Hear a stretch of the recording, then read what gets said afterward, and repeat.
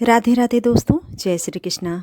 दोस्तों, माघ के महीने की शुक्ल पक्ष की एकादशी को जया एकादशी के नाम से जाना जाता है। इस एकादशी के व्रत के प्रभाव से मनुष्य को प्रत्येक कार्य में जय की प्राप्ति होती है, यानी उसकी पराजय नहीं होती है। भगवान की कृपा से सभी कार्य उसके पूर्ण रूप से सफल होते हैं। इसीलिए इस एकादशी को जया एकादशी के नाम से जाना जाता है। साल 2026 में इस एकादशी का व्रत अनुष्ठान 29 जनवरी को किया जाएगा। 28 जनवरी की शाम में 4:32 पर एकादशी तिथि लग रही है, जो कि 29 जनवरी की दोपहर में 1:55 पर समाप्त हो जा रही है।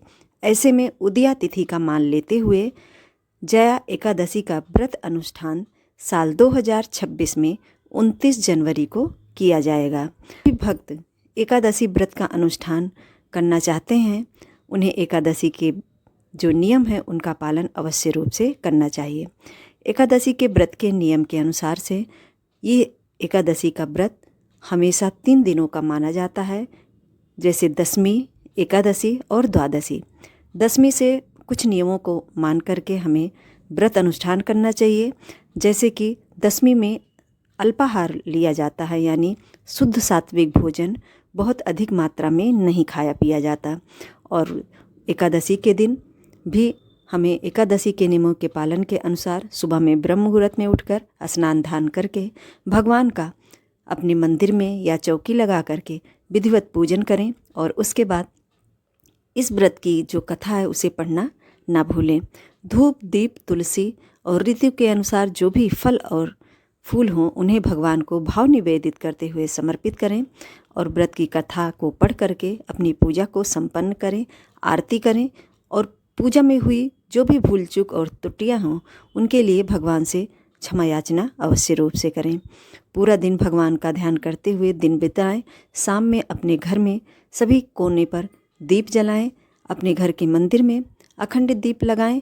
हो सके तो रात्रि भर जागरण करें, नहीं तो आप पूरी रात्रि के लिए एक अखंड दीप जला करके भगवान के निमित्त रख दें।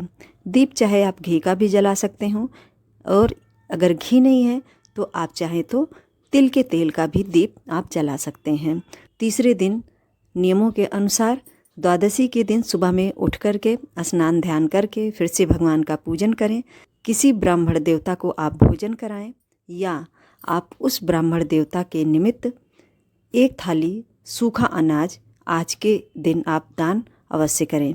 दान की वस्तुओं में दाल, चावल, आटा, ऋतु के अनुसार जो भी फल और सब्जियां हों, और इसके साथ ही नमक, घी, मिष्ठान, गुड़, बतासे, चीनी जो भी भगवान ने दिया हो, और दक्षिणा रह करके 3 बार पानी घुमा करके भगवान का ध्यान करते हुए संकल्प कर दें ब्राह्मण देवता के निमित्त। यदि कोई ब्राह्मण आपको आसपास ऐसे मिल रहे हों तो उन्हें आप आदर के साथ बुला करके अपने घर में भोजन बना करके अवश्य खिलाएं और जाते समय उनका प्रदक्षिणा जरूर करें। ये बहुत ही शुभ माना जाता है। और इस तरह से जो भी भक्त एकादशी के व्रत का नियमों का पालन करते हुए एकादशी व्रत का अनुष्ठान करते हैं, भगवान की कृपा से उनके जीवन में कभी भी किसी भी चीज़ की कमी नहीं होती है और ईश्वर की विशेष कृपा प्राप्त होती है।